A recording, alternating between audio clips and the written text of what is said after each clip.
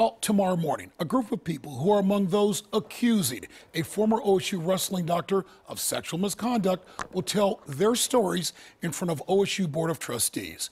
Earlier today, the trustees were updated on the independent investigation into Dr. Richard Strauss, who died in 2005. The law firm conducting the investigation says it's spoken with more than 440 former OSU students and staff and reviewed tens of thousands of documents.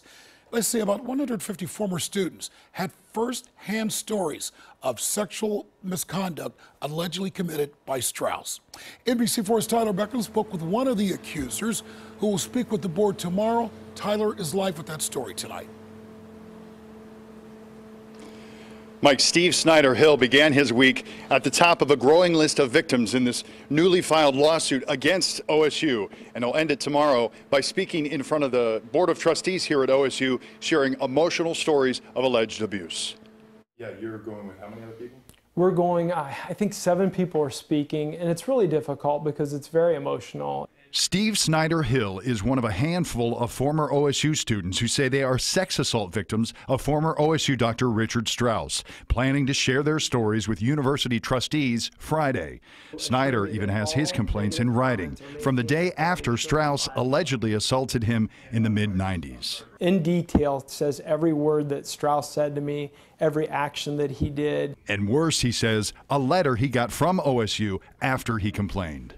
1995, January 26th, they wrote me and said that they want to assure me they've never received a complaint from Dr. Strauss before. But according to a newly filed lawsuit, well before 1995, from 1978 to 1998, Dr. Strauss allegedly sexually abused male students and student athletes. Hill's name is at the top of a growing victim list, now totaling 39.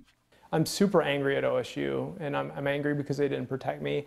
The lawsuit states Strauss regularly fondled students, touching their bodies in inappropriate ways and asking improper sexualized questions. Allegations so widespread, lawyers say, that students had nicknames for Strauss, including Dr. Jelly Paws, Dr. Soft Hands, and Dr. Cough. And despite it all, Hill's lawyers say OSU did nothing. What they're doing right now, how they go forward, is going to really dictate people's trust in them. And right now they're failing. I completely believe they're failing.